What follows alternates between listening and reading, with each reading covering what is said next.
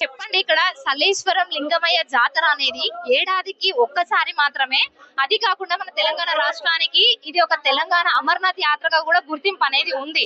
ఈ జాతరకు మరి ఎందుకు ఓన్లీ సంవత్సరానికి 3 రోజుల పాటే జరుగుతుంది? లేదు మేడం, సంవత్సరానికి 3 రోజులు కాదు, ఇంతకు ముందు 7 రోజులు జరిగేది. దాని ఫారెస్ట్ వాళ్ళు రాజు రాను ఏం చేశారంటే అది 3 రోజులు తగ్గించుకుంటూ వచ్చారు. గతంలో ఏం చేసినట్టే ఈ మన అమరాబాద్ రిజర్వ్ టైగర్ ఎప్పుడైతే ఏర్పడ్డదో అప్పటి నుంచి వీళ్ళు తగ్గించుకుంటూ వచ్చారు. ఇప్పటికి 3 రోజులు, ప్రతి సంవత్సరము 7 రోజులు జరిగేది, ఇప్పటికి ఈ రోజు వరకు 3 రోజులు జరిపిస్తున్నారు. అది అలా కాకుండా మళ్ళీ ప్రతి సంవత్సరం 7 రోజులు జరిపించాలని మా కోరిక.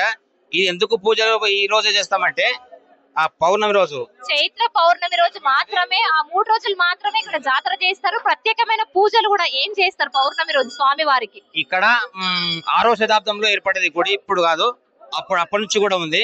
ఈ పౌర్ణమి నాడు చేయడానికి కారణం ఏంటంటే మా పెద్దలు ఇక్కడ పూజలు చేసేది వాళ్ళు ఎవరికి తెలియకుండా నీళ్ళకి వచ్చి ఇక్కడ స్వామి ఉన్నాడని తెలుసుకొని వాళ్ళు ఇక్కడ ఆ రోజున పౌర్ణమి రోజున స్టార్ట్ చేసినారు ఫస్ట్ లా. అప్పటి నుంచి ఇప్పటి వరకు పూజలు నడుస్తూనే ఉన్నాయి.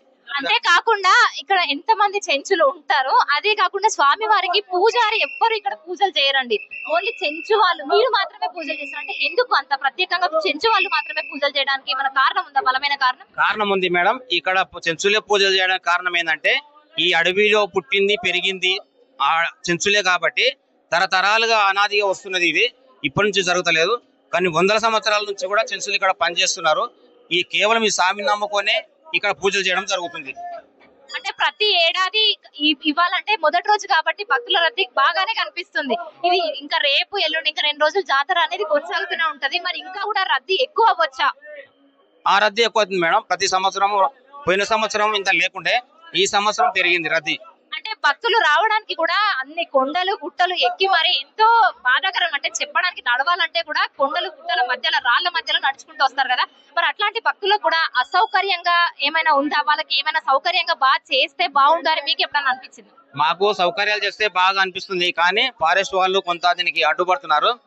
వాళ్ళ వల్ల కొంచెం ప్రాబ్లం అయింది.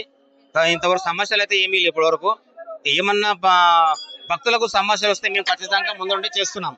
వారికి ఎలాంటి దెబ్బ తగినా కూడా ట్రీట్మెంట్ ఇవ్వడానికి మేము రెడీగా ఉన్నాం.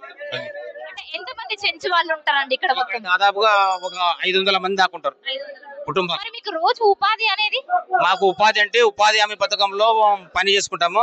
ఆ తర్వాత గుడి మూసేస్తారు కాబట్టి మేము అడవి పైన ఆధారపడి జీవిస్తాం. ఇప్పుడు అంటే కంప్లీట్లీ మీ డిపెండెన్సీ అంతా ఈ 3 రోజులు స్వామి వారి పైన ఇక్కడ పూజలు చేసుకునే ఉంటారు? పూజలు చేస్తూనే ఉంటాం. దీని తర్వాత గుడి మూసేస్తారు. ఇక్కడ ఎవరికి రారు, అనుమతి కూడా లేదు, ఫారెస్ట్ అనుమతి కూడా లేదు.